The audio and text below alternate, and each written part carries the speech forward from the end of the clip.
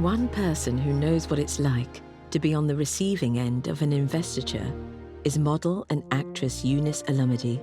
She was awarded an MBE by Prince Charles in 2017.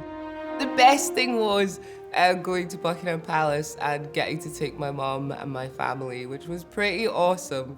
It is absolutely mind-blowing.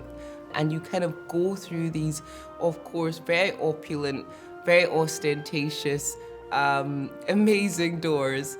And you go inside and you're there with the other delegates. And then there's this guy who comes in and he kind of tells you, okay, this is what you have to do when you go into the room. This is how you have to walk, and this is how you have to kind of curtsy and stuff. Former royal butler Grant Harrold has helped many a guest make a good first impression when coming face to face with royalty.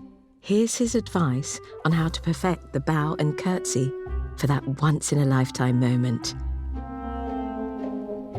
If you watch any kind of old movies, you'll see that the gentlemen used to do a bow from the waist and the ladies would do the curtsy.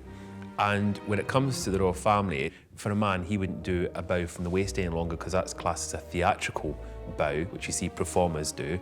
But if I met a royal and I was going to acknowledge them, all I do is my hands go to the side, feet together, and just nod my head, as simple as that. I think if you were to suddenly kind of do a theatrical bow, it can be a little bit much, can't it?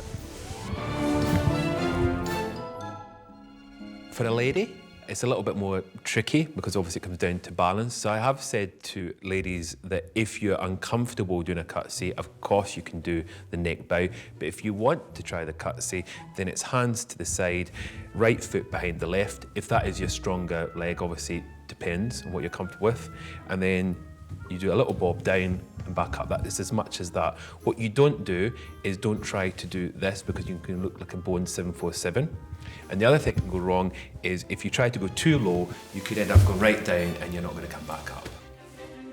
So after a practice in private, it's time for the real thing. Then, of course, you've basically got to do the most grand catwalk you've ever seen. And if you make it to the end of the catwalk without tripping up, then you've got to negotiate the half curtsy as well as the two-step forward and back. I was like a bit unsure when I was doing it, if I was doing it right and how it looked, but my mum said I did a good job.